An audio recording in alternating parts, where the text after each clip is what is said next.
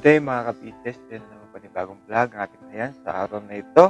Kaya samahan niyo po ako panoorin mula sa simula hanggang sa dulo ng ating vlog. At huwag po kayo mag-i-skip para pakumpleto ang inyong maririnig na impormasyon. At tiyak po, ikalulugod po ninyo.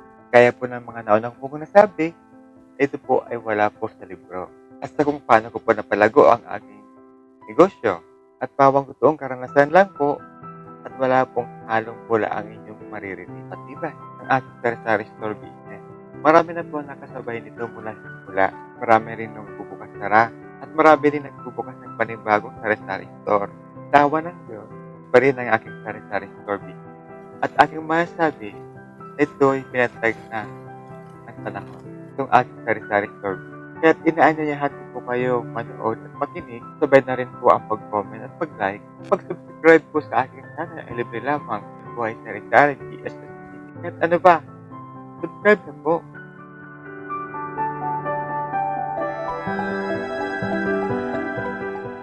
Ang topic natin ngayon ay ang pangutang at walang consent. Alam ko na mga nasa isip niyo. Meron po bang gano'n? Napapaisip tuloy kayo. Lang ang inutang po. Siya lang po ang babayaran. Isa pa, guaranteed ang kita mo. Ngayon, naliwan natin ang understanding sa wais na pangungutang. Sa isang sari-sari store, mga ano bang produkto ito? Ay ang aralin niyo muna ang inyong mga paninda. Kung saan niyo pa nakukuha ang inyong mga supply.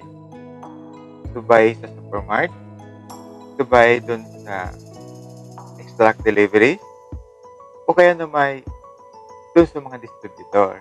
Then ask yourself, alin ba dito yung pwede sa Lazada? Alin ba dito yung pwede doon sa PDC?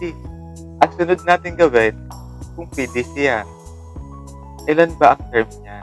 At kung ito na may kinilsada nyo, ano ba ang promise yung pag-remit o pagbayad? Ito ba ay weekly? At yung bagbang mga natirang produkto, isasauli nyo? At yung mga di nyo naman yung sinawaling produkto, ito ba ay babayaran nyo na rin?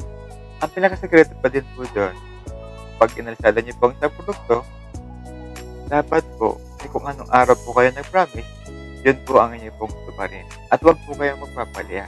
For sure. Ang sekreto naman, kapag PDC, ay dapat marami ka ng informasyon sa iyong mga binta or sale.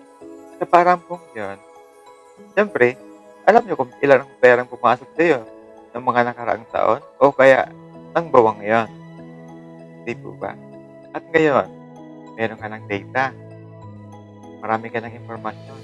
At huwag nyo rin kalimutan yung bang pag-restock ng yung mga supply. At bakit ko ba naman nasabing guaranteed ang kita nyo? Di ba common sense? Wala naman tayong nilabas doon sa pera. Nagsulat lang naman tayo ng amount at ng petsa. At nag-promise naman tayo kung kailan tayo magbayad.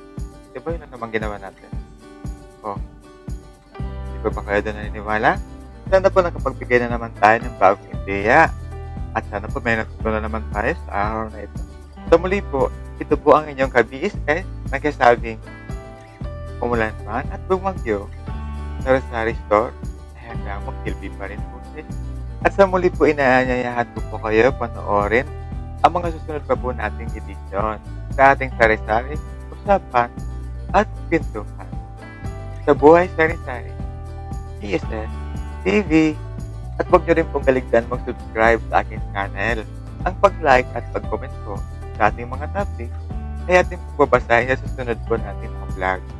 Bye-bye na po at good day po sa inyong lahat.